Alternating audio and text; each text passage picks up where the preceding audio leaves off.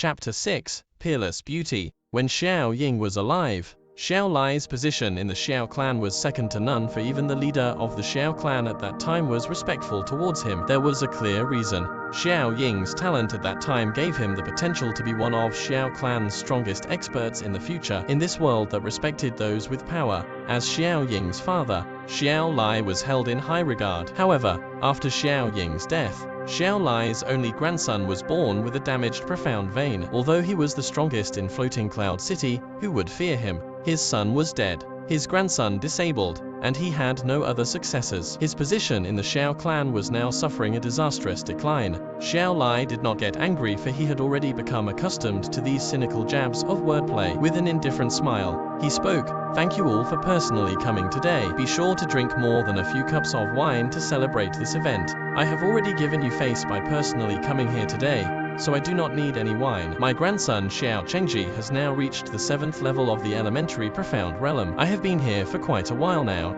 I must personally go stabilize him," third elder said as he stood up. TL, give face equals give somebody respect, especially when in public. Chengji has already reached the 7th level of the elementary profound realm. To be only 17 and have such success, his future is truly limitless. No wonder you are positively glowing today. That is surely gratifying. The other 4 elders rose to congratulate him with a surprised look on their face. Although well-disciplined, Xiao Lai's face had a look of condensed anger. His 4 brothers had always showered him with respect, but ever since Xiao Ying's death, and the confirmation of Xiao Chess' damaged profound vein, their attitude changed for the worse. Basically, they do not bother to show respect for him anymore. They typically bragged about their own grandsons in front of him, but now, in his own grandson's wedding hall, they still fearlessly flaunted their own grandson's achievements. His brothers used their own grandson's success to rip out the deepest scars in his heart. All of a sudden, the atmosphere that could make one sweat bullets shifted. The master of ceremonies,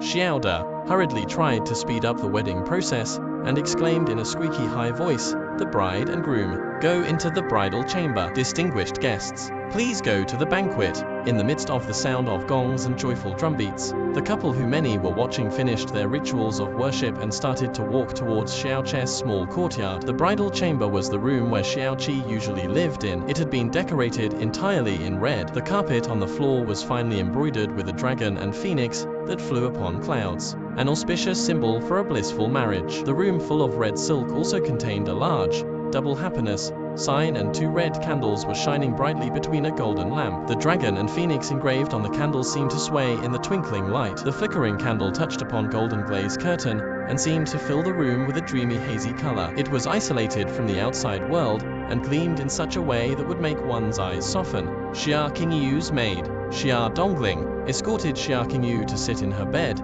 and then soundlessly stepped out of the room while closing the door. The room became silent, and they could only vaguely hear the soft sound of their breathing. Xia Qingyu sat there quietly, soundless and motionless. Xiao Qi did not approach her, but instead stood near the doorway and stared past it, with a shadowy look in his eyes. "Your grandfather was disrespected during your own wedding. You must be really upset, right?"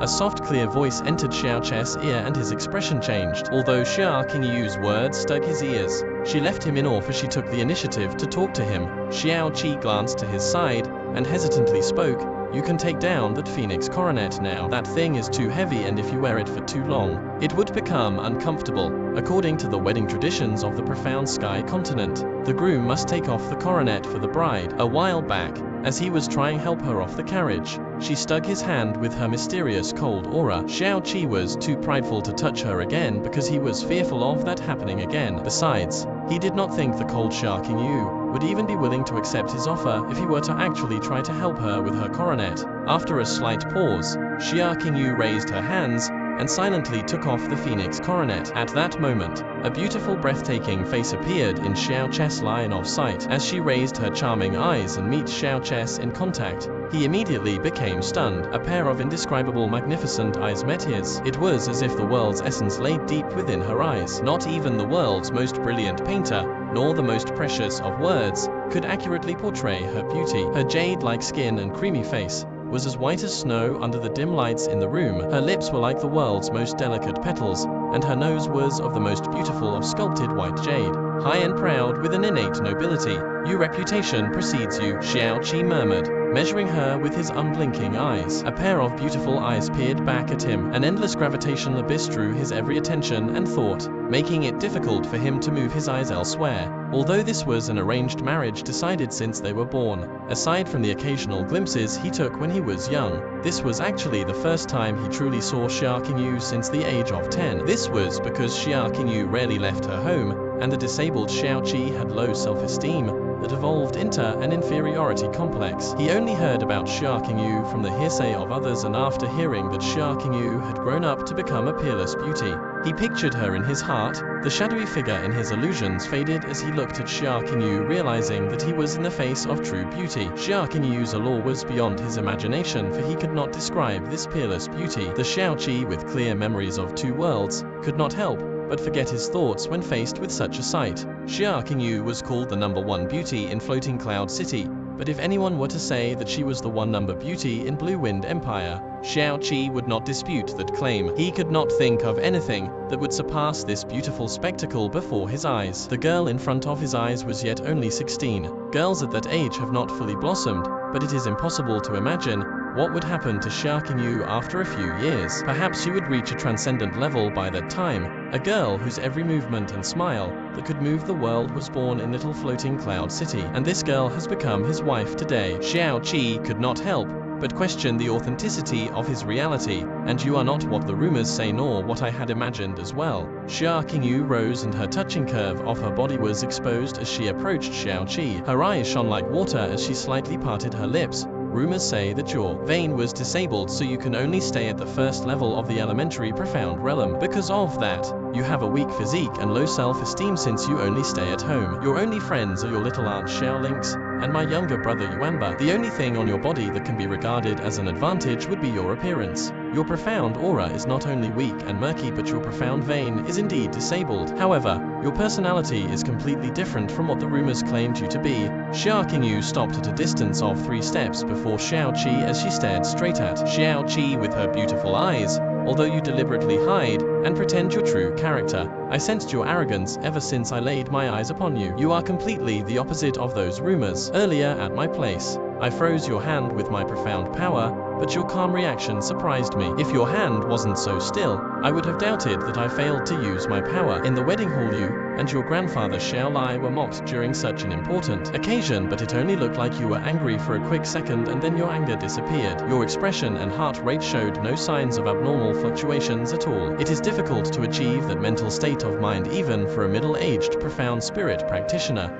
When you look at me, there is an obsessed glint in your eye that has not diminished even now. Your disabled profound vein is fact, but your true personality and state of mind has fooled everyone. Xia Qingyu whispered, as her boundlessly deep eyes stared at Xiao Qi. Xiao Qi startled in surprise. With Xia Qingyu that close to him, one would usually be in ecstasy when in the presence of the perfume of her floral scent, but Xiao Qi could not be bothered to be moved by that. His heart had completely went in shock as he stared back at her in awe. It was true, he was indeed a proud person regardless of who he was in the presence of, because back when he was in the Azure Cloud continent, he was one of the proud warlords there. Anyone living in Floating Cloud City at the moment was not on par with those legendary warlords of his time. Although his strength went through an extreme decline, his state of mind stayed the same. He did not deliberately set out to appear that way, but it was the natural attitude of his previous life. However, he had to keep his prideful self hidden because of his current lack of strength and situation. What Xia Qingyu said had perfectly described his personality in one go. On the road from Xia Clan back to Xiao Clan, he always thought that she held him in contemptuous disregard, for she was a heavenly treasure, and he was the mud on the floor that people despised. It was a typical common thought, but he had never been aware that she had been watching him during their journey back. Xiao Qi suddenly saw Xia Qingyu in a new light as he looked into her extremely beautiful eyes. Those clear eyes that saw through his mind and heart in meticulously fine detail left him in shock. You know, this Xiao Qi with 2 memories of experience was a person that could not be moved in the face of all the world's heroes, and even in the face of death. Yet she already saw him through. Was she really only a girl who had just turned 16? How can this 16-year-old girl possess such a monstrously keen eye and mind? Xiao Qi had a suspicion that maybe Xia Qingyu was like him, a person reincarnated into this world. Are you enduring it?